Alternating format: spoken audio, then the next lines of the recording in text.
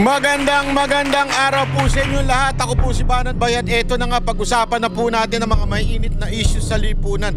Oy, kahapon may announcement ako na mamimigay tayo ng 500 pesos GCash sa mga manunood at mag-aabang ng mga tanong.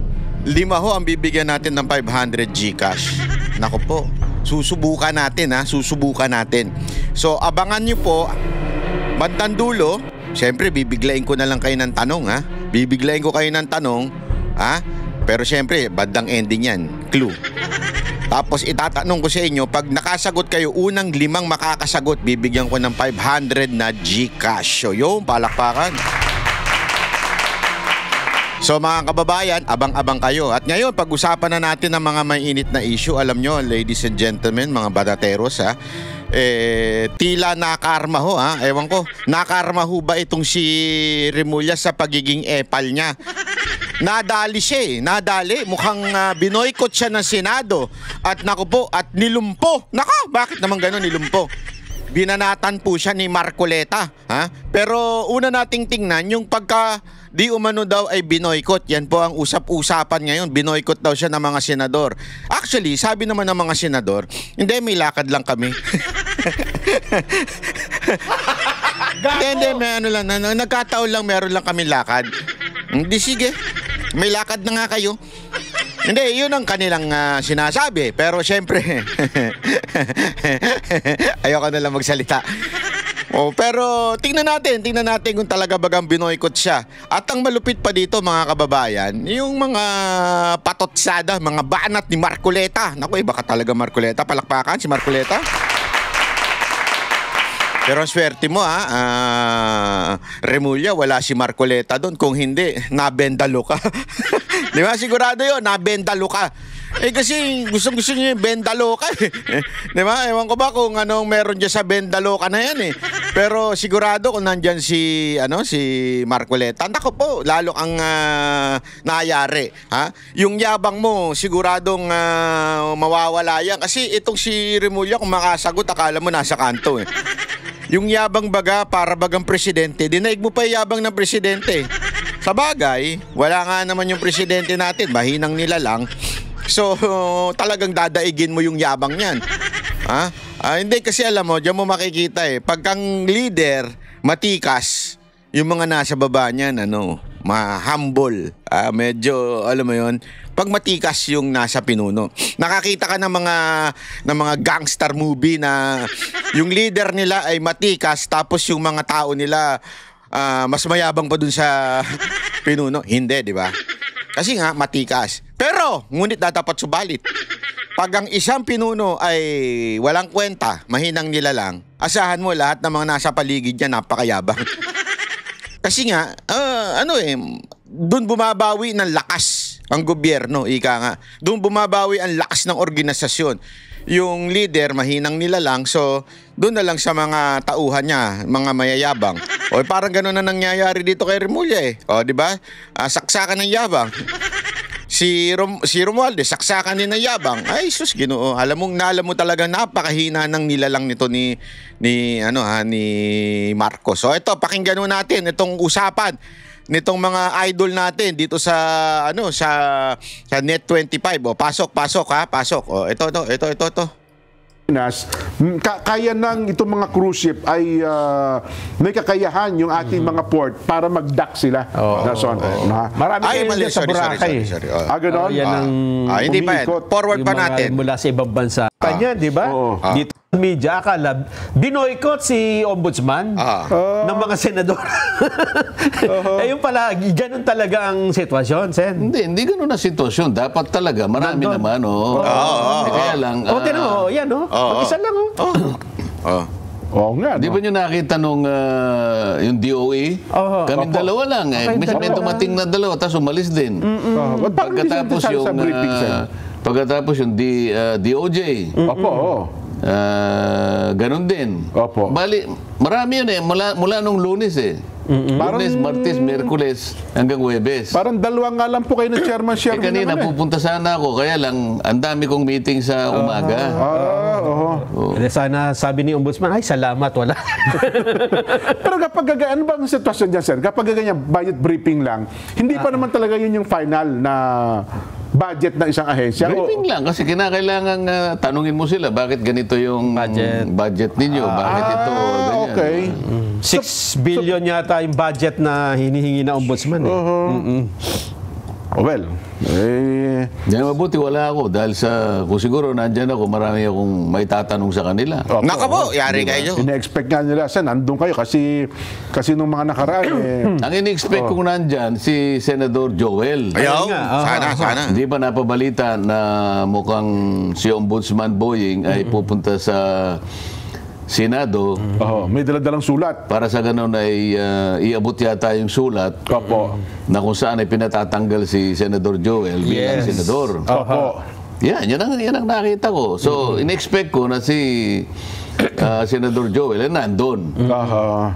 Ay siguro, napansin niya, hindi wala na dapat ipakipagtalo kasi mukhang hindi na ata itutuloy ni Ombudsman Boying ang sulat dahil sa napatunayan na palang na-discovering dismissed na pala yung kaso. Ang kaso 2019 pa, yung kasong kinaharap ni Senador Joel Villanueva. Parang nabigla pa si Ombudsman Boying na na-reverse pala. Kasi nakakapagtaka naman yan. Bakit hindi mo ba tiningnan muna bago ka nagpasya na gumawa ng isang hakbang para yung hakbang na yun itatanggalin mo ang isang senador. Hindi mo ba pinag-aralang mabuti yun? dapat nga nag-due diligence pa lang siya, di ba? Hindi lang. Pati ba yung mga kasama niya hindi niya tinanong? O yung tinanong niya hindi rin alam ng mga kasama? Malamang po. Ang problema sen may nilabas na clearance September 9, 2025 Ombudsman na wala na nung kaso doon na pending. Ako ang iba naman yung clearance. Iba yung pinag-uusapan yung kay Senador Joel. Kay Senador Joel, panahon pa ni Conchita Carpio Morales. Panahon pa ng predecessor ni Martires. Ombudsman Martires. Yes. 2016 yun, napagkamalan yatang nagkasala si Senador Joel kasi pinagbasihan isang communication na parang 10 million nata ng kanyang PIDAP ay pinagamit sa mga Napoles. Yes. Ang problema, yung ginamit na ito, base lang sa mga accounts na nababasa ko. Letterhead. Yung letterhead na ginamit ay Buhay Party List. Samantalang si Senador Joel ay Sibak. At pagkatapos, yung pirma niya yata doon na nag-endorse nga ng project, kinuwestiyon niya sa NBI. Tama po. Napatunayan naman na hindi niya pirma yon. Pineki daw pala. So, ito naman kasi, 2016 pa yung order ni Ombudsman Morales. Conchita po yan. Conchita Morales. Ano ba? Tama po. Conchita Carpio Morales. Conchita Carpio Morales. 2016 pa yun. Yes. Kaso, nakapag-motion for reconsideration si Senator Joel. Hanggang sa mag-retire naman yung isa at napalitan siya ng bagong ombudsman. So 2019, nung mapagpasyahan, na ni-reverse pala yung naunang order ni Conchita Morales. Carpio Morales. Ang pinagbasihan nga yung hindi niya pirma yon at mali yung letterhead. Sa mga tweet, napalitan yung desisyon. Yes. Okay, nung makita siguro gano'n, hindi na siya tumuloy sa Senado. Hindi ba? Kasi daw, meron pa rin meron siya sinasabi. Ginawa daw po yung pasikreto Secret decision daw po yun sabi naman ni Ombudsman na Uncle Sam Martires, paano secret nandun nga sa system nila na isang click mo lang, makikita mo na dismissed na pala. Tsaka makikita mo CCMS. Ayan, di ba? Yes po.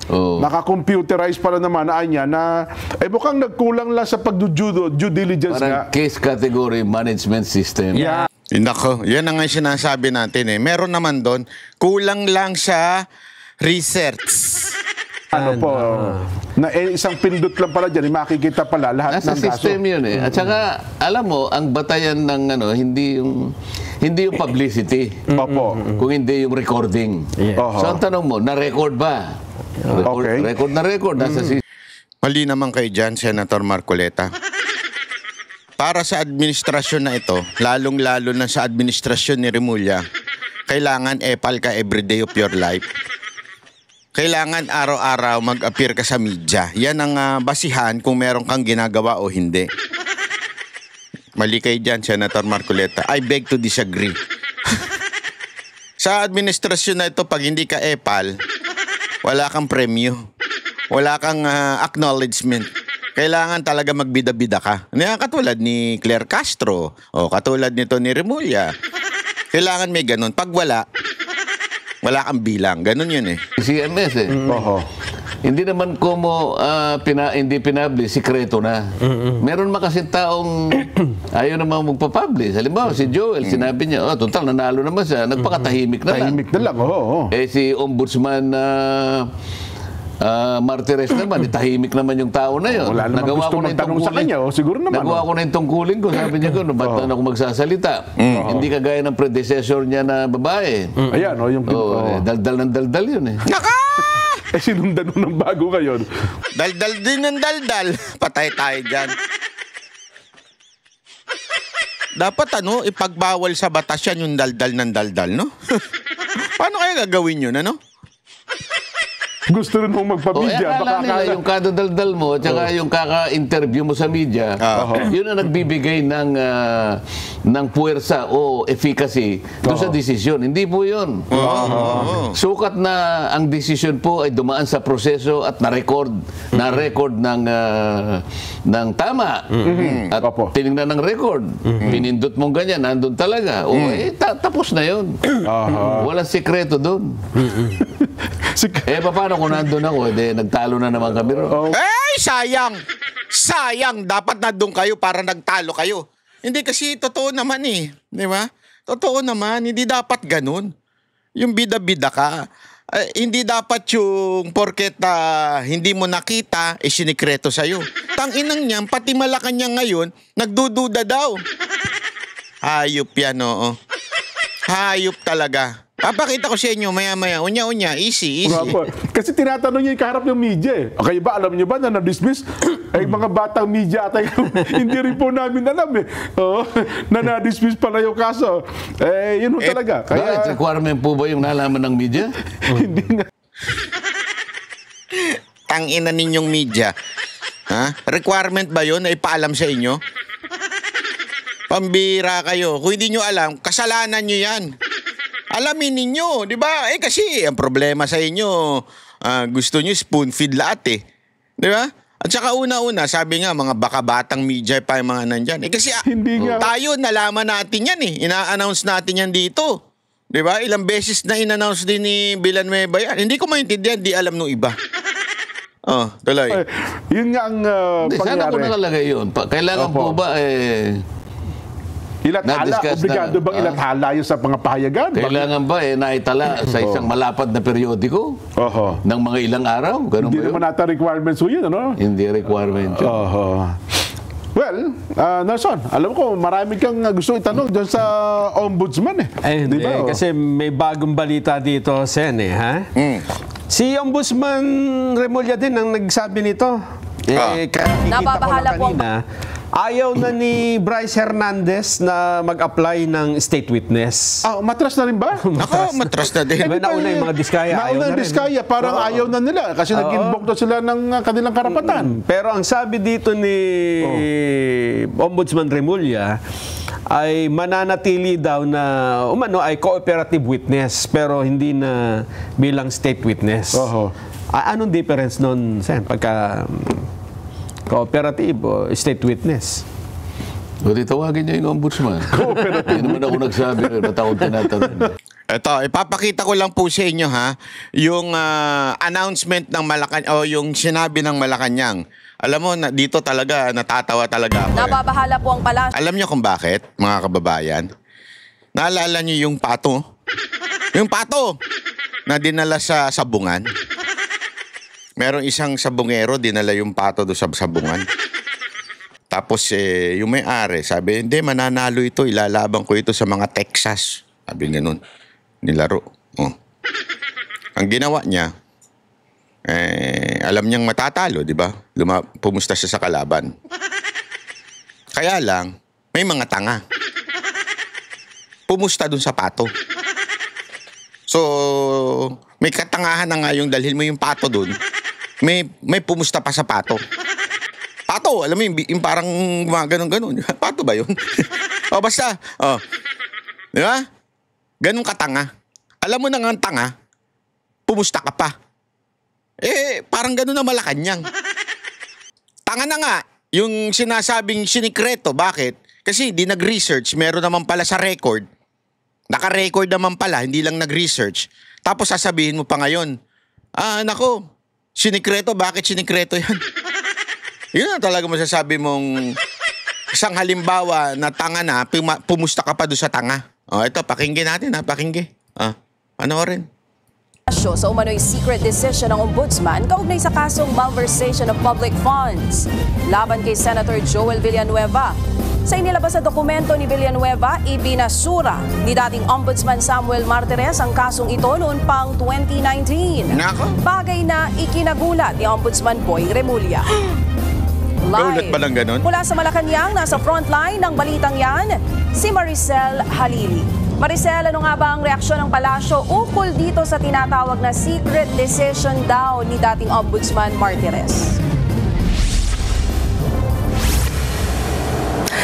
Alam mo siya, kung totoo nga na secret decision yung inilabas ng Ombudsman patungkol sa malversation case laban kay Senador Joel Villanueva, ang sabi ng Malacanang dyan, nakakabahala. Hindi daw kasi dapat pinagdududahan ang ating judicial system. Pero pag nakakakita ng mga ganitong rason para magduda, abay ibang usapan na yan. Pero ang tanong dyan siya, kung maituturing pa bang valid itong desisyon ng Ombudsman kung talagang secret decision nga itong ginawa nila kay Senator Joel Villanueva. At ang isa pang tanong ay kung meron bang liability si dating Ombudsman Samuel Martires kung totoo ngang inilihim itong paglalabas ng desisyon na to. Ito yung mga bagay na hindi pa mabigyan ng komento ng Malacanang dahil kailangan pa daw malaman isa-isa at himayin yung mga detalye na bumabalot sa kasong ito. Pakinggan natin ang sinabi ni Palace Press Officer Undersecretary Claire Castro.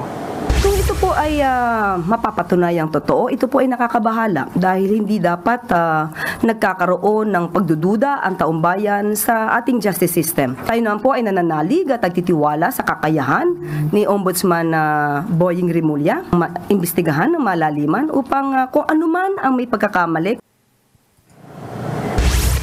Ang lupit talaga, no? Ang lupit mo talaga, Claire Castro. Ikaw na ang pinaka... Dugtungan nyo na lang yun sa dulo. Ikaw na ang pinaka... Hindi, kasi... Hindi ko talaga mag-gets Hindi ko talaga mag-gets kung bakit ganun ang analyzation ng mga tao na porket hindi lang nila nakita, isinikreto na. Diba? Kasalanan mo yan Hindi mo hinahanap Ayan naman po ay na-record. Nailagay, sabi nga ni Marcoleta, hindi importante ang hindi ganun kahalaga ang i-publicize through media. Ang mas importante is yung ma-record. Yun Kaya nga 'di ba meron yung sinasabi diyan na yung ano bang pangalan nun, yung kailangan ay mai-record at naandun yun. Hindi ko alam ba't ganito ang mga siguro ako halatang-halata na Tingnan ninyo Tina-target na ombudsman etong si Martires. Double whammy ka nga. At the same time, maingay ito dahil si Villanueva ito. So isang senador. At the same time, ito pa issue ng quote-unquote corruption. Na alam mo naman, trending ngayon yung issue ng corruption. So ibig sabihin, talagang ito'y pag-uusapan. Alam nila na pag-uusapan to. At dahil dyan, malilihis si Martin Romualdez. Gago! Yung investigasyon na nagaganap, di umano sa korupsyon na ginawa ng House of Representatives. Diba? Malilihis ngayon. Iisipin nila, mas pag-uusapan to kasi, Kaya tuloy, pansinin mo Halatang may kumukumpas eh. Bakit? Bakit pati ang Malacanang nagre-react dito? Ombudsman is an independent independent agency po yan ng gobyerno. Kaya nga hindi, once na-appoint na yung ombudsman, hindi na pwedeng tanggalin yan ng presidente. Yan po ay impeachable, di ba? Kailangan impeach na lang yan para matanggal yan. Bakit ginawang ganun? To be an independent body. And yet ngayon, para bagang isang kumpas. Kung ano yung sinabi, parang nangyari, may kwento na mula sa Malacanang, kinumpasan ito si Remulla, at tapos sinigundahan ng Malacanang. Di ba? Bakit? Para pag-usapan. Oh. At kung gusto ninyong malaman na ito ay may script na sinusunod, laging kasangkot dyan ang mainstream media. Without the mainstream media, hindi ito puputok. So, ang mainstream media, kung i-google nyo ngayon, talagang mula, ano yan, mula umaga, tanghali, di ba? Hapon, prime time news sa gabi, hanggang madaling araw, yan ang topic. Para pukpukin talaga sa taong bayan na ito ang issue ha, wag kay Martin. Gago! Style ninyo bulok ha. Style ninyo bulok. Sa totoo lang ha, style ninyo bulok. Pero bahala kayo. Hindi naman tanga ang taong bayan kasi kung sa tingin niyo tatanga-tanga ang taong bayan, maniwala kayo sa akin, hindi tanga ang taong bayan. Oh. Ang logic kasi dyan, siya importante na maipagbigay alam yung mga inilalabas sa desisyon ng korte nang sa gayon ay makagawa rin naman ng mga legal remedies yung kabilang kampo. Halimbawa ay ang pagsasampa ng motion for reconsideration. Pero maliban dyan, nagbigay din ng pahayag ang Malacanang tungkol naman doon sa inilabas ng desisyon ng Sandigan Bayan sa pagbabasura naman ng kaso laban kay Juan Ponce Enrile at mga kasamahan nito patungkol pa rin doon sa misuse of pork barrel funds. Ang sabi dyan ng Malacanang, inirerespeto nila kung ano man ang inilabas ng desisyon ng korte, pero dito nila binigyang diin na hindi naman iniimpluwensyahan ng palasyo ang anumang desisyon ng korte dahil yan ay separate branch of the government. Alam naman kasi natin lahat na nananatili pa rin bilang Chief Presidential Legal Counsel si Secretary Juan Ponce Enrile habang gumugulong ang mga usaping ito. Maidagdag ko na rin siya, bukas nakatakda naman na magkaroon din ng meeting ang mga cabinet secretaries para mapag-usapan yung tungkol sa posibleng paglalabas sa publiko ng kanilang Statement of Assets, Liabilities and Net Worth o SALN, lalo't yung ibang mga lehislador ay nagpakita na ng kanilang mga assets sa publiko. Pero hindi makakasama sa pulong na yan si Pangulong Bongbong Marcos na nakatakda naman lumipad patungong Kuala Lumpur, Malaysia para dumalo sa 47th ASEAN Summit. Siya? Maricel, para sa mga dismissal case, katulad nung kay Senator Joel Villanueva noon at na sinasabi ngayon na naging parang secret decision, ano ba talaga ang pamantayan doon? Pagka ba naglabas ng desisyon, dapat inilalathala ba ito sa media? Bakit wala halos ngang nakaalam? Alam mo, siya, nananatiling pala isipan sa atin yan kung bakit walang nakaalam. Kasi may mga media members din naman na nakatutok dyan sa ombudsman. So usually, nalalaan talaga ng mga nakatutok dyan. Patungkol sa partikular na issue. Yan ang magandang tanong, ha? Yan ang magandang tanong. Okay. Ngayon, pasasagutin po natin, wait lang. Pasasagutin po natin mismo yung gumawa niyan. Kasi para mas maunawaan pa natin Joining us now, former Ombudsman Samuel Martires. Former Ombudsman, good afternoon to you. Thanks for joining us today. Welcome to the program. Good afternoon, Karina, and to your listeners, good afternoon. All right, lots to talk about today. First of all, I'm reading your statement, which you sent to us yesterday. You said that the Senator Joel Villanueva, filed a timely motion for reconsideration, which in 2019 you granted and reversed the decision during the Carpio Morales era. Let's zero in on that first. How would you define the timeliness of the MR filed? What is your definition of it being timely, former Ombudsman? Well, a motion for reconsideration is considered timely filed it would expire within the 15-day period that is provided for by the rules of the Office of the Ombudsman. So any motion for reconsideration that is filed out of time is considered as denied by the Office of the Ombudsman. When did the senator file his MR in 2016? You know, this is a 2019 decision that I made. This is a 2016 case. I don't remember anymore. Tingnan ninyo, pati yung media na nagtatanong, hindi man lang nag-research. 2016 case, pero 2019 ang decision. Ang tinatanong niya yung 2016 daw na decision ng media. Dito pala malalaman mo na hindi ko sinasabing tanga yung media, pero hindi ko kasi perfecto din eh. Ito na nga, simple-simple. Trending na nga yung news, hindi niya pa ni-research. Di ba? Tuloy. The details of the case. All I remember is that I approved or I granted a motion for reconsideration filed by Senator Joel Villanueva and some other persons, other respondents in the case. That is all that I remember. On the details of the dates, I don't remember, except that I remember that the decision granting the MR was sometime in 2019, July of 2019, I think. But if you cannot remember the details, why then did you say that he filed a timely motion for MR? Because we are not that crazy, we are not stupid to be granting an MR that is filed out of time. Sabi kasi nung media, bakit di mo na matandaan? Importante yan eh. Paano kayo nakakasigurado na yung motion nyo ay pinadala ng tamang panahon? Alam mo, ewan ko. Ito lang masasagot ko Ako simpleng mamamayan lang na may mga kaso. Kaya alam ko yan. Hindi ka pwedeng lumagpas doon sa expiry na binigay ng korte.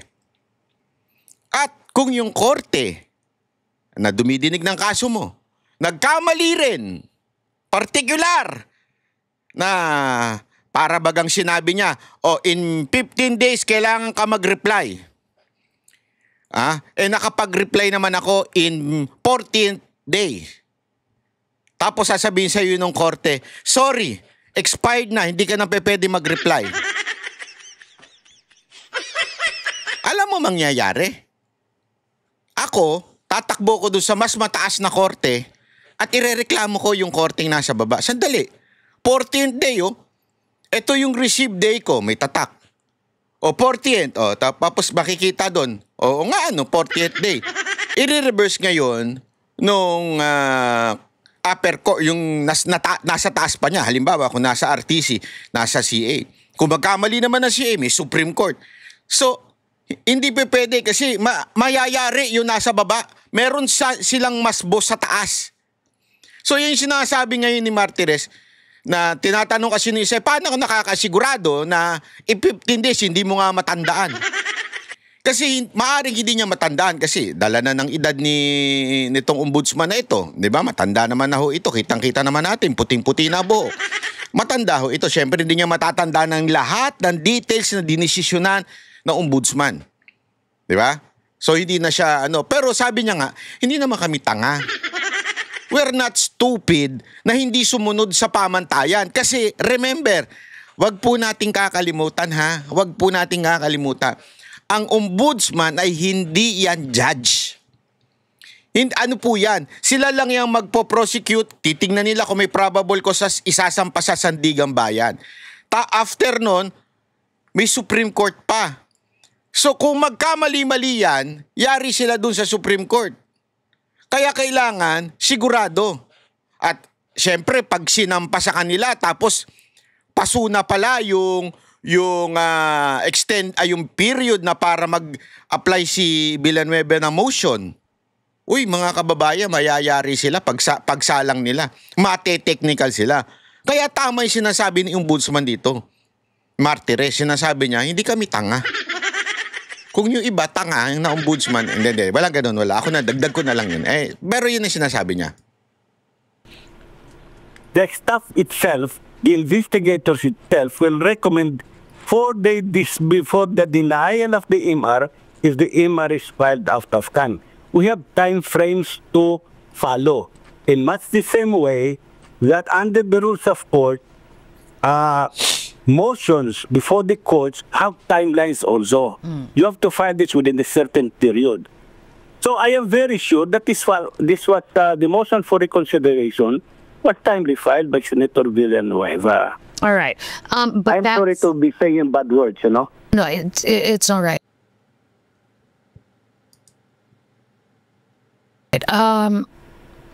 But that's not the only issue here, former ombudsman. Even the current ombudsman is saying, in so many words, there's some sort of veil of secrecy here when you handed down that decision. Ate, i-push mo lang ng i-push yung mga katanungan dyan. Tingnan natin kung masasagot ba ni ombudsman. 2019, was it a secret decision as they're calling it to be, former ombudsman? I'd like to throw back this question to the one who was talking a while ago, the voiceover. I don't know who was being interviewed. That was Paulo Tamase of the UP College of Law. Go ahead. The Supreme Court does not announce all of its promulgated elections. Okay? Not every lawyer knows the decisions of the Supreme Court. Not every official of the government, lawyer, or lawyers of the Office of the Solicitor General would know the decisions of the Court of Appeals. Neither the Supreme Court nor the Court of Appeals nor the Office of the Ombudsman or the Office of the Prosecutor of the Department of Justice are that duty to be always, announcing the decisions you have made. Otherwise, if that will be one of our functions, wala na kaming trabahong gagawin kundi mag-announce na itong decision na ito ay pinirmahan ko ngayong araw na ito, itong decision na ito ay final ko labang kay Juan de la Cruz, itong decision na ito labang kay Juana de la Cruz ay dismiss namin. Yung mga ganon, wala na kami gagawin. Pero a former ombudsman... I mean that we are not transparent. Pero former ombudsman, one can also argue... Kasi yung media gusto yun. Wala sila kasing content. Kailangan announce ng announce, ala Remulla style. Announce ng announce, pamidya-midya. Pag hindi ka kasi nagpapamidya, wala sila makukontent. O, di ba? Kaya gusto nila yun. Sabi nga niya, kung hindi isipin mo, tama yung punto ni Ombudsman dito, Martires Pantakin mo. Lahat ng decision, hindi lang po iisa yan Every day, mag-a-announce siya na mag-a-announce. O, ito decision, ito ganito. O, ganito kasi yan. Every day, magpapa-press briefing siya. Katulad ng ginagawa ni Remulla. Sa tingin ninyo, may madidesisyonan ang korte? Sa dami ng kaso ng lahat, nationwide po ito Hindi po ito kaso lang ng mga senador. Hindi, lahat po ito. Sa dami ng kaso. Eto. Yun yung local court. Okay? Yung local lang. Hindi na nga magkaundagaga Kaya nga pinalitan na yung definition ng probable cause dati kasi probable cause lang. Ngayon, alam ko ang Supreme Court na hindi lang probable cause. Kailangan merong possibility of conviction. Probability of conviction, something like that. Kasi nga, para mabawasan yung mga political, sa tingin ko yun ang purpose nun mabawasan yung mga political na pagdedemanda na mapunta sa korte. Kasi ngayon, alam naman natin, ganyan ang ginagawa nila. Di ba? May mga vlogger nga, mga Duterte supporter na vlogger, kinakasuhan kaliwat kanan kahit walang kakwenta-kwenta. Halimbawa na yung mga kaso ko, walang kakwenta-kwenta. Para lang maka-istorbo. Ngayon, Hindi pa pwedeng sabihin basta-basta ng prosecutor, o ito, kasi dati probable cause lang. Ibig sabihin ng probable cause, ito, mukhang papasa to, parang ganun. Sa Tagalog yan, tinatagalog na natin. Pero ngayon hindi na. Kailangan may probability of conviction na. So ibig sabihin nun, ito, mukhang makukonbikto. Yan, ipasa na natin sa korte. Ginawa yon para mabawasan ang hinahandle ng korte. Sa baba pala, matsugi na yung mga walang kwenta yung para lang makademanda. Sa dami ng kaso. Marami yan yung RTC, marami yan, iba't ibang lugar. Ito, imagine nyo na lang. Ombudsman, iisa lang yan. At ang hinahandle niyan, lahat ng mga korap, lahat ng mga kaso against public official nationwide. So kung araw-araw kang magpapamedya, araw-araw ka, ginagawa ni Remulla, wala ka na magagawa. Wala ka na matatrabaho. Hindi politiko to si Martires eh. Hindi ko siya politikong katulad nito ni Remulla na gustong tumaas ang awareness kahit bagsak. Di ba? Ano to eh. Nagtatrabaho lang ho ito. Kaya nga sa kanya, simple lang. Ano bang nasa batas? To make sure na after you decide for something, dadalhin mo ngayon sa record. Doon sa sinasabing, nakalimutan ko na uli, ano bang pangalan nun? Basta yung sandala, tomate. Meron tinatawag dyan eh. Yung, ayan. Basta yun eh. Hindi. Basta, okay. Yan na lang yung tanong ko. Yan na lang yung tanong ko. Sa tatlong sasagot kung ano yung record, kung ano yung binanggit ni Marcoleta kanina, na paulit-ulit, doon dapat inire-record ang desisyon ng ombudsman. Hindi pwedeng initials lang kailangan buo. Okay? Kailangan buo. Simulan muna natin sa tatlong 500 GCash. So, sino yung unang tatlo makakasagot? Malalaman natin yan. Ilagay nyo na yung pangalan dyan. Tapos, meron kayong GCash. Kukontakin ko kayo, i-message ko kayo. Para pag kayo yung nanalo, i-message ko kayo. Huwag nyo muna ilagay yung number niya.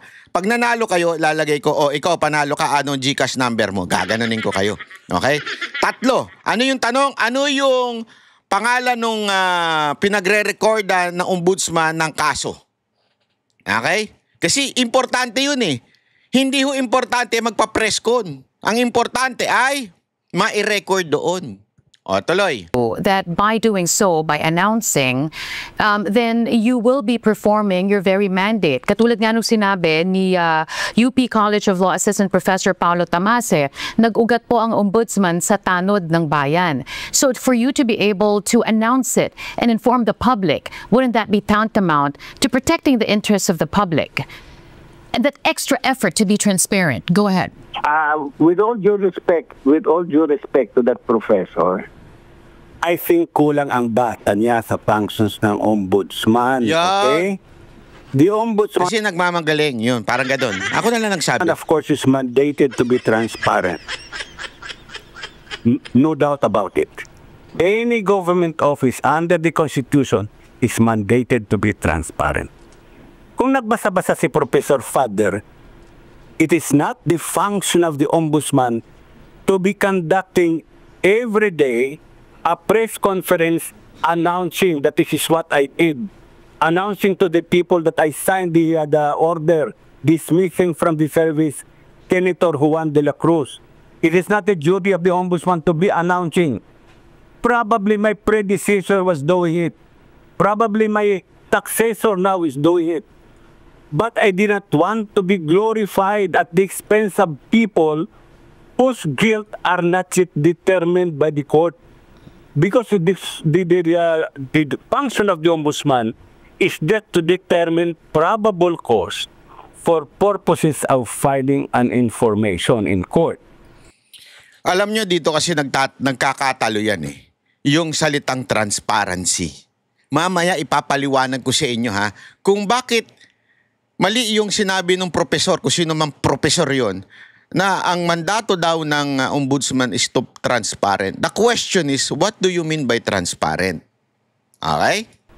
It is now the duty of the ombudsman to prove to the court that there is proof beyond reasonable doubt. If the court is not convinced that there is proof beyond reasonable doubt, the accused is acquitted. So kung magpuputak ako ngayon, kung magpe-press ko na ako na nag-file ako ng case labang kay Juan de la Cruz,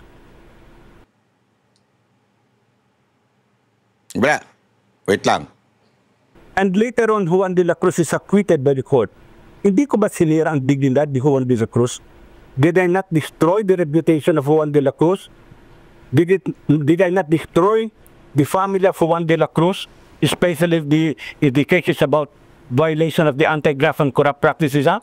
Ito yung sinasabi. Nirerespeto ko yung dignidad ng isang tao. Ito kasi yung sinasabi natin, sablay ni Remulla palagi. Lalong-lalo naging DOJ secretary siya. Bakit? Tandaan ninyo they're not judge. Hindi sila ang nagko-convict. Hindi trabaho ng DOJ ang mag-convict. Sila po ay nagde-determine lamang kung ang isang kaso dati ay may probable cause. Okay? Ano ibig sabihin nun? Ito, malamang sa malamang ay posible. Yun yung trabaho nila. Ang problema nun kay Remulla, na dala-dala na naman niya hanggang ngayon sa ombudsman, ay simple lang. Mahilig siyang pumutak ang bunganga at husgahan na kaagad. Di ba ilang beses niyang hinusgahan si Tebes, si Bantag, si Pastor Quiboloy, at maging si Duterte. Hinusgahan kaagad na hindi naman niya papel yun. Hindi niya trabaho yun. Ang trabaho lang niya ay sana ay sabihin ng mga tao niya, mga piskal na nasa ilalim ng DOJ, na may probable cause ito. And it is decent na dapat hindi ka agad nagsasalita ng tapos. Kasi nga tama yung sinabi ni Ombudsman Martires dito. Paano, pumipiyok-piyok pa, binata si Banatbay. Paano kung sinabi mong eto may probable cause, pero eventually sinabi ng korte hindi siya guilty. Therefore, hindi siya na-convict. Therefore, that person is not guilty. Remember, in our court, di ba? Pag hindi ka nahatulan ng conviction o everyone is presumed guilty, presumed not guilty pala, pag hindi pa napapatunayan sa korte. So sinira mo na yung reputasyon ng tao na napakahirap buuin. At once pag nasira na ang reputasyon, sira na. Ngayon nga eto tingnan ninyo, ngayon nga na dinismiss na yung kaso ni Villanueva at ng iba pang mga senador na sinira na ang reputasyon sa ngalan ng politika dahil lang namumulitika yung iba. Sira na ang kanilang reputasyon. Pero ang korte, ano sinabi sa kanila? They're not guilty o hindi sila na-convict. Iyan yung sinasabi ni Martires na, sandali, hindi namin papel ang humusga. Ang papel namin, kunin yung mga ebidensya, kung may makita kaming probable cause, isampa sa Sandigang Bayan. Ganon ang papel ng ombudsman. Nagkakamali po kasi ng unawa yung iba na ombudsman korte. Ngayon, umaasal korte na naman si Remulla.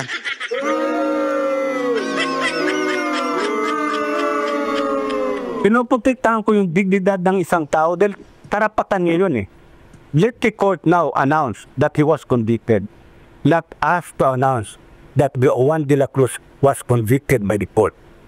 I don't want to glorify myself at the expense of people who are convicted by the court, or at the expense of people who have cases before the office of the ombudsman. If that is their hang-up, let it be. That is not my hang-up.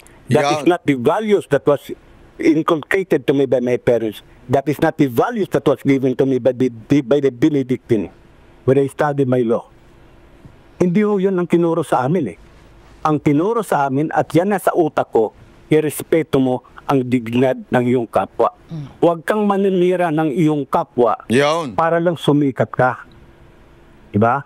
Former Kaya ombudsman. nga tanong ko ngayon, Yeah. pati yung professor, alam ba niya lahat ng kaso na dinidesisyon ng Supreme Court? Hindi. Yan, kung hindi niya alam, sasabihin niya secret division yun. So, now let me ask also, why of all cases, this is the only case that fell into the table of the Ombudsman Remulla. Bakit ito lang kaso ni Joel Villanueva? Ayan. Ayan na matinding tanong dyan. Tama siya dito eh. Bakit yan lang ang focus? Ang dami-daming kasong hindi naman in-announce sa media. Ang dami hindi in-announce sa media. Pero nasa record. Bakit kay Villanueva lang?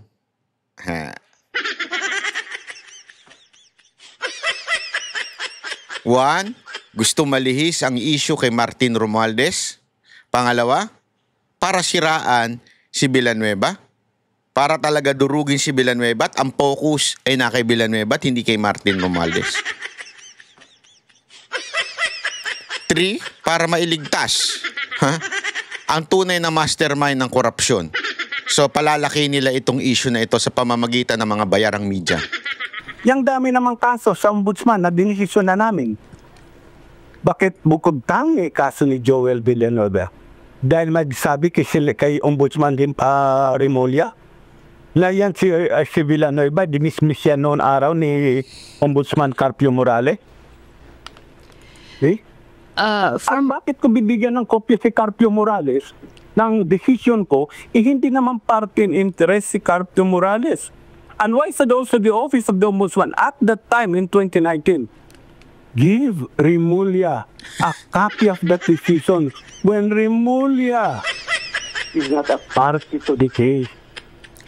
Alam mo, alinaw nito putang ina, tanga na lang, hindi makaunawa nito, tanga na lang. Bakit mo ibibigyan yung una, hindi naman na siya ombudsman. Pangalawa, hindi naman ombudsman si Remulla pa at that time na nag-decide siya. Sino bibigyan niya ng kopya? Yung mga respondent, yung mga tao na kasama dun sa kaso. Yung inaakusahan, yung respondent at saka yung, siyempre, yung korte. Bakit ba kasi? Remulla, grabe interest mo dito. Anong meron? Ligtas mo si Martin? Ligtas mo ba? Ganun ba ginagawa mo dyan? Okay, former ombudsman. Yes. Yeah, if I may, let me go through my questions as well. Here's the thing, you spoke of protection a while ago. Sabi niyo po, pinoprotektahan niyo din yung dignidad nung tao. And this is what people have been saying about your stint as ombudsman when you were still sitting there in that office. They were saying that you were in fact protecting these personalities and you were not there to protect the public's interest. What is your reaction to that? How do you defend yourself from that criticism? No. Go ahead. Don't get me wrong. One of the powers or of the mandate given to the ombudsman is to be the protector of the people. The word people is used in unqualified terms, meaning to say you should protect the rights of the complainant and the rights of the respondent. Kaya hindi ako nagsasalita, it's not because pinoprotektahan ko itong mga taong ito.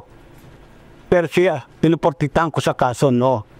Kaya hindi ako nagsasalita dahil wala akong karapatan sirain ang kanilang future. Kasi, okay, ay kailangan, sabi ko na nga kanina, sinabi ko na nag-file kami ng kaso o we found this particular person guilty of violating guilty of malversation, sabihin na lang natin. Papatak sa utak ng mga tao na itong taong ito ay nag-malverse ng pera. Paano kung pagdating sa court, sa sandigan ba, inakwit itong taong ito? Diba ako ang gumawa ng kinasira ng taong ito? Kasi sabi ko nga, magkaibang degree of proof. Ang sa amin is only probable cause for purposes of filing a complaint or information in court. Once the complaint or once the case reaches the court, a different degree of proof, a higher degree of proof is required, which is proof beyond reasonable doubt. So, pag inakwit ng court, siniraan ko na. Nagsasalita na ako na hindi, guilty yan eh. Luwagwaldas ng pera yan eh. Ikinakwit ng court. Itong nanim na sa yung utak ng taong bayan na nagwaldas nga ng Ba't wala? Pera to. Ayun. Hindi ba siniraan ko yung taong yon? I am not saying I am protecting the guilty. No. Mali yun. That is taken out of context. How would you... It's supposed to be the protector of the people. Exactly. Okay. So when you talk about, inadvertently, that it will taint the reputation of the accused, but wouldn't being transparent to the people about the whole process from beginning to end, wouldn't that also protect the rights of the people? How do you then strike a balance between the two? That this is you're being transparent enough so that the people know of the decision. Ito nga na-dismiss naman. Go back to the basic. Let's go back to the basic. Basic. Let's first define transparency. Ayan. What does transparency mean? Ayan. Diba? Anong ibig sabihin ng transparency? Kailangan ba lahat ng detalye ng kaso araw-araw i-announce namin? Yan. Kailangan ba tawag doon? Pag mayroon kaming desisyon, i-announce ng ombudsman? Kailangan ba tuwing mananalo ang ombudsman ng kaso sa husgado, i-announce ng ombudsman? Is that transparency? Is that the definition of transparency? Transparency means to say that my acts are all transparent, my acts are all open to the public. So kung may magtatanong sa amin, yan. Linawin kasi natin yung transparency, mga kababayan. Sinasabing paulit-ulit ng mga putang inang tangampingklawan at mga tanso at mga bayarang media na hindi daw transparent si Ombudsman Martires. Ano ba kasi ibig sabihin ng transparent? When you say transparent ba, requirement na kailangan i-announce mo sa media? Hindi. Transparency only means that you have the access to know the decision, which is in the record. Isang click mo lang, makikita mo na. Yun ang transparent. Nasa record. Kaya nga, nalaman ni Remulla eventually, ay, mali. It's a prank. Mali ako. Meron palang desisyon. At kinlik din ng mga media, chinek din nila, ay, meron nga pala. Tanga lang kami, hindi namin na-research. That's what you call transparent. Ang sinasabi kasi nung iba, epalisim. Ano yung epalisim? Epal. Kailangan ba requirement maging epal? Maging bida-bida? Maging mahilig sa PR? Lahat ng i-decision kailangan i-PR? Hindi. Walang ganun. Diyan pala nagkakatalo na sa katangahan. Tulad ng kaso ni Joel Villanueva, marami nag-record nyo ng kopya ng decision. Binibigyan namin. That is transparency. Wala kami tinago. Yun. Kaya kung sinasabing secret decision, nakakatawa. Wala kami secret decision. Kasi hindi ko lang makuha kung sino yung mga tao. But I know that we had been receiving letters before requesting for a copy of the decision dismissing the case of Senator Joel Villanueva. In fact, that copy of the decision was furnished the Senate President Vicente Soto III. Pinadala namin siya ng kopya ng desisyon. Yan ang sinasabing transparent. Ang gusto kasi ni Remulla o yung sino mang mga ewan ko dyan, gusto nila kailangan magpamedya ka. Gago! Hindi naman kandidato ito, hindi wala namang pangarap sa buhay ito na maging politiko na katulad mo, Remulla. You can check the files of the Senate. Yeah, and we checked it. Yeah. Sorry, former Ombudsman, we're running out of time. And we ayan and we check it. Oh, ayun pala naman You check it. Nandun naman pala. Sasabihin nyo sinikret. Utang ina. Shit. Nakakarindi. Yan ang problema eh. Ay, marunong pala kayo mag-research. Tapos sasabihin nyo, hindi transparent. Hindi secret. Secret pala. Yan. You do need to ask you a few more questions. There's also this criticism that your decision wasn't really a decision, given that, and I know you've answered this already, this is the criticism of some, that it wasn't published, you weren't transparent with the decision, making it a secret decision, and therefore it's just a memo, an internal memo that can be reversed by the current ombudsman. Your thoughts on that? Again, I go back to my previous question. That the Supreme Court always announce its decisions. Are all the decisions of the Supreme Court published? There are unpublished decisions. Those that are published at the ISCRA or the Philippine reports are decisions that had already been selected to be published. So you mean to say those unpublished decisions are secret decisions? You know that for a fact that there is such a thing in the Supreme Court as a military resolution. You mean to say that military resolution also is a secret military resolution? No. These all form parts of the records of the case. Wala ho. Yung alam ko ho, yung nakikriticize ho sa akin. Dilawan, Inklawan, kasi lahat ng bagay na nangyayari nga, nilalagyan ng political color. Yan!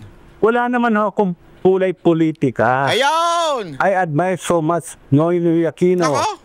I admire Gloria Macapagal-Arroyo. Nako! Hindi ko alam eh.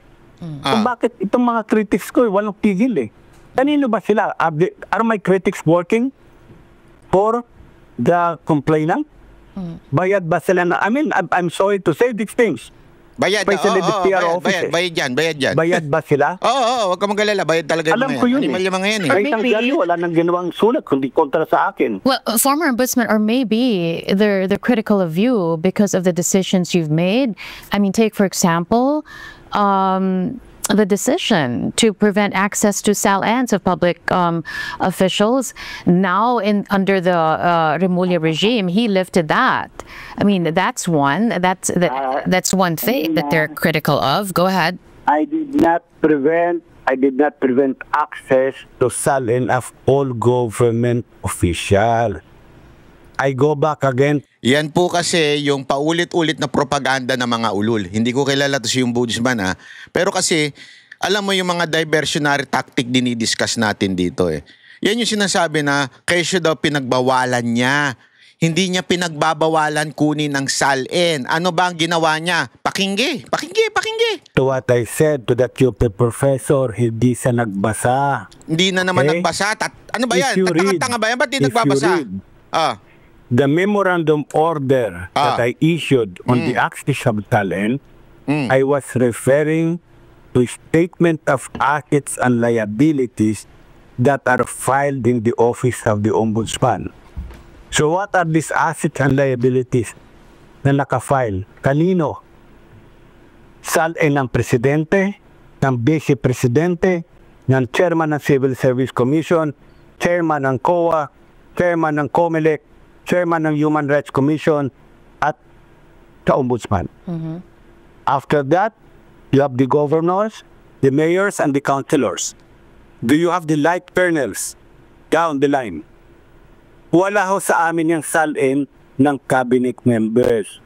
Wala ho sa amin ang SALN ng undersecretary. No, but I guess wala ho sa amin ang SALN ng mga general. The criticism is, did you even have to make that decision? Ganun tanong ha, tingnan natin ha. Kasi sinasabi ni Martires wala naman sa amin yung iba, yung sa presidente lang at saka sa vice president at saka mga ilang partikular na tao.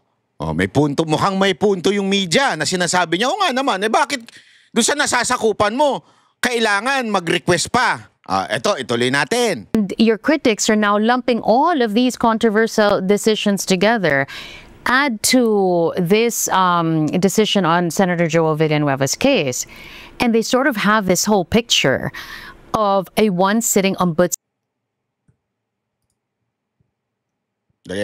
that held office that wasn't true to its mandate, and that this ombudsman protected the interests of a few rather than protecting the interests of the public. That's the picture that they have, former ombudsman. Why are they throwing this stone only at me? Yan. Okay? The Supreme Court, the judiciary has its own guidelines on how to access the stallion of justices and judges. Ano yun? Linawin natin, ha?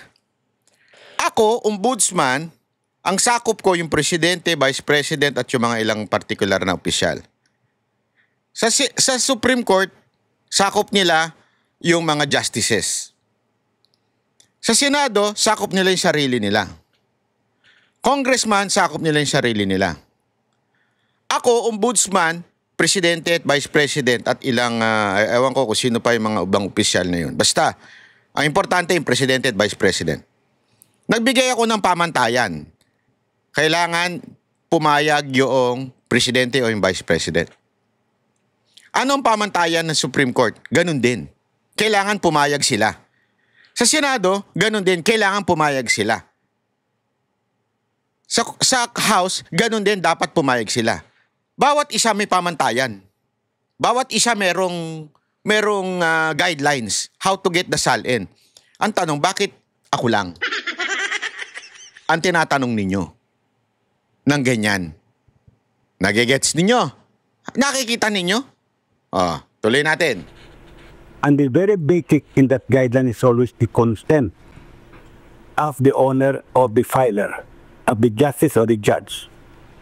The Senate of the Philippines also has guidelines, and one of that guidelines is consent of the filer. Consent. So, Supreme Court ganon, may consent dapat nung kinihingan. Yung sabihin, yung tao na gusto, yung filer, kasi fina-file yan eh. Sa Senate, ganon din. So, kunwari ako si Senator Banatbay, kailangan may consent ko muna bago ibigay sa iyo yung SALN, bago ibigay doon sa nagre-request.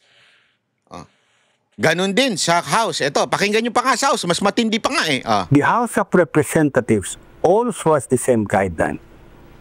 In fact, the House of Representatives went even further. Ano pa? It needs the approval of majority of the members during plenary session. May dagdag pa na hindi kini-question ng sino man sa media. Ano yung dagdag na yon? Kailangan approban pa sa plenary ng majority. Imaginein mo. Kukunin ko lang yung SALN ni Congressman Buaya. Kailangan may decision pa ng majority ng Congress para pumayag. Sa Senate, basta pumayag na ako, okay na. Sa Supreme Court, ganun din, yung bawat judge. Sa Ombudsman, ganun din. Sa Presidente at sa Vice President pumayag. Dito sa House, kailangan approval pa ng majority. May dagdag pa. Nakikita ninyo? Pero ang kini-question yung Ombudsman, yan ang tinatawag na Pinklawan Principle. Ano ibig sabihin nun? Double standard ng mga ulul. Okay? So bakit ang ombudsman ang tinatamaan? Bakit hindi nila kinikriticize ang Senado? Bakit hindi nila kinikriticize ang House of Representatives? Bakit hindi nila kinikriticize ang judiciary? Dahil hindi nila kaya, ang kaya nila ang ombudsman? Is that it? Bakit hindi nila kinikriticize ang judiciary? Dahil makakaroon sila ng mga kaso na tatapos sila matalo? Bakit hindi nila kinikriticize ang Congress? Dahil mayroon sila mga kaibigang congressman na tatamaan? Ayun. Naman ang tanong bakit ang ombudsman? Why throw this stone of guilt to the ombudsman? Pare-pareho kami may mga guidelines, and the only guideline, the only thing that I ask, or we ask, kunin mong consent ng may-ari ng SALN, then i-issue it to you. Period. So Baruch Biraogo, Attorney Biraogo went to the Supreme Court to question this guideline. The Supreme Court denied this, the Supreme Court. Nagigets nyo? Hanggang doon na lang. Upheld the right of the Ombudsman to promulgate its rules. So meron daw si Barogorogo ba yun? Si Barog, basta di ko alam. Basta may isa nag-file down, kinewestiyon yung decision niya na kailangan pumayag ang presidente or vice president bago nila ilabas yung salin. Which is ganun din sa Supreme Court, ganun din sa pamantayan ng Senado, sa sarili nilang mga tao, sa Congress, ganun din. Pero bakit ombudsman lang? Kinwestiyon ngayon ito ng isang tao, pangalan, ewan ko, nakalimutan ko, ng Barogorogo ba yun? Pangalan nung nag-question na yun. At ano sabi ng Supreme Court? Tama ang ombudsman. Tapos sasabihin nyo ngayon, ombudsman may kasalanan, merong hindi pina-private. Gago! Ay, hindi daw pina-public. And in fact, the Supreme Court in that Beraogo case Beraogo, yun. Barogorogo kasi naririnig ko, Barogorogo. That even the judiciary has its own guidelines on how to access the salin. Alright. Yun. Tapos na ho yun. Ganun lang kasimple. Hindi ko magets ba't hindi makita ng ibang tao. Ladies and gentlemen, mga banateros, mga banateros, ito yung sinasabi natin paulit-ulit. Diba? Na sinasabi natin na this is just a diversion to remove the eyes of the public kay Martin Romualdez at yung mga cohorts niya. At ngayon, binabaling kay Villanueva at sa ombudsman kasi malaking issue kuno. Pero lahat ng issue na yan, tablado. Gawa ng mga tanga. Pero syempre, dahil tanga nga yung iba nating kababayan, ginagawa pa nilang tanga.